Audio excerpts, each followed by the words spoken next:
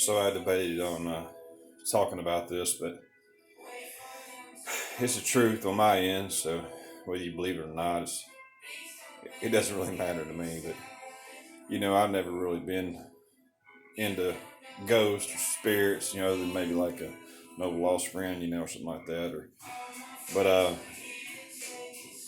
this one case kind of fell in my lap, and I called a case. And I decided to kind of look into it and do my own investigating. I'm not a PI. I just help certain people sometimes, and whether they like it or not, I mean, sometimes the truth hurts. So, but hey, if I can help, I can help, right? But it was COVID, and I was kind of self isolating in a certain spot, and it was surveillance and looking for a missing person in the same town, and doing a little work, just kind of multitasking, and you know, stumbled across an old friend and got to talking, and they mentioned something and mentioned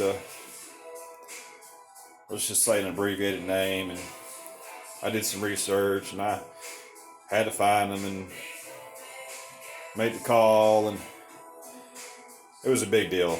It was a big deal. This case is like 3 decades old, and it made world news and everything, and it's a huge deal, and it's a very potential terrifying situation with this individual had to go through or went through possibly. If I ever say anything and phrase it wrong, just overlook it. I mean, you know, high school education, you know what I mean?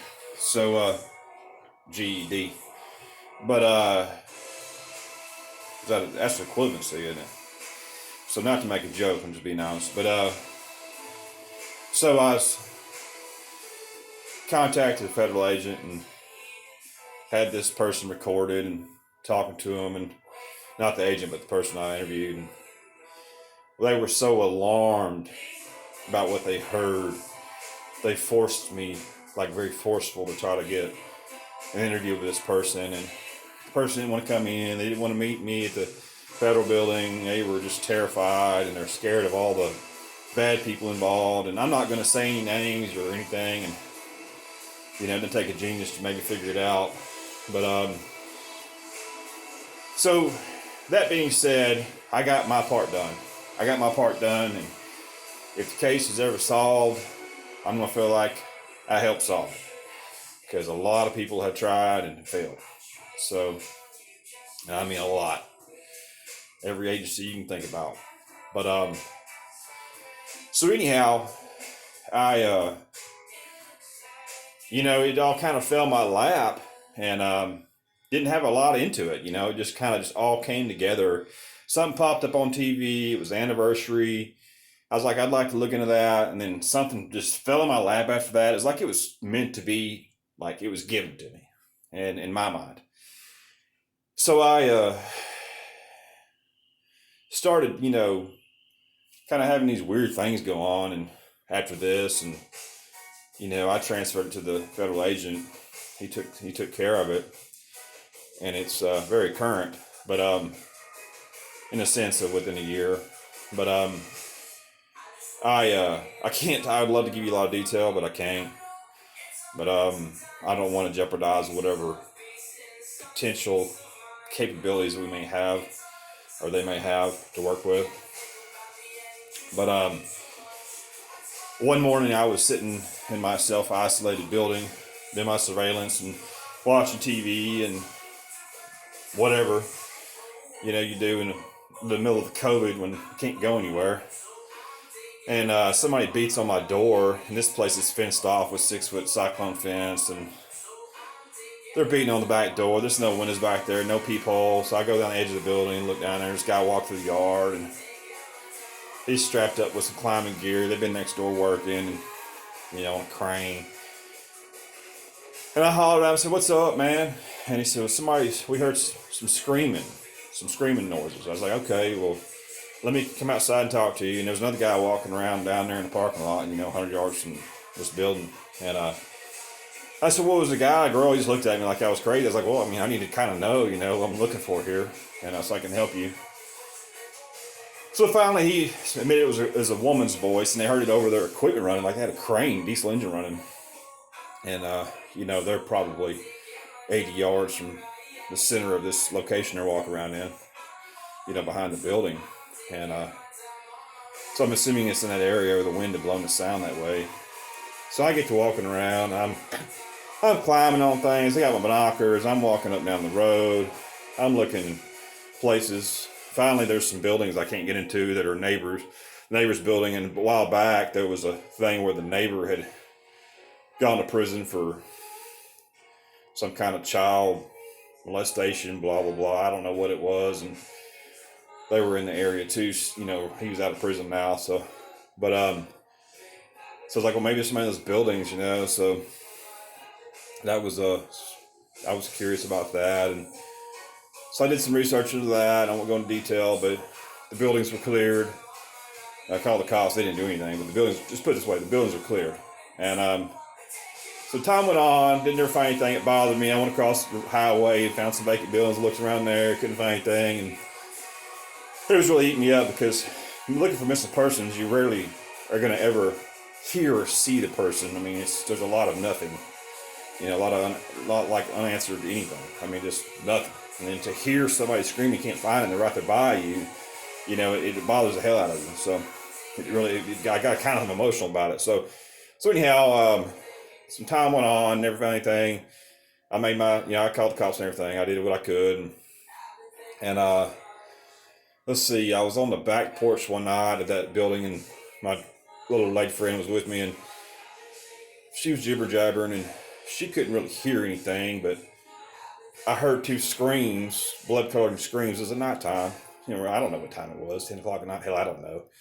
And then I was kind of, using some hand gestures, like, be quiet, and like without saying anything, so it wouldn't drown out the sound. And finally, she heard the third scream, and it was the middle of the night. It just sounded horrible. And so I went to looking around the next day again. I with the neighbors, and everybody probably thought I was crazy. We're hearing screams. Hell, the people next door jumped the fence and beat on the door. We're hearing all these screams. And we're not out in the country. It's kind of edge of town, and so it's not like it's some wild animal or anything. And there's no cows, goats, nothing. So couldn't find anything. Time went on, and this is where my credibility goes out the door, because anytime somebody mentions something like this, I was walking through that building one day in the daytime, had the windows up. It was in spring, and the beginning of the COVID, and then hit, and then the spring hit. But I walked down to one end, and I turned around, and I heard "help, help" in a female's voice, and the floorboard, like the wooden floor. This old house is 100 years old, so it's already creepy. It's got wooden floors, it creaks. It's been redone, and so I hear a woman's voice scream, "help, help," and it's like coming out of the wall and the floor. I'm like, I just freeze. I just open the closet door, I look around. Then I call the guys at the office down the way. I said, "Hey, when y'all were down here, did y'all ever hear anything like this place is haunted or something?" And they're like, "Nah, man, it's all you." And so then now I look like the crazy person, I'm like, "Well, I'm just letting you know." And then somebody jumped the fence and said they heard it. My girlfriend heard it, and I don't know what's going on, dude.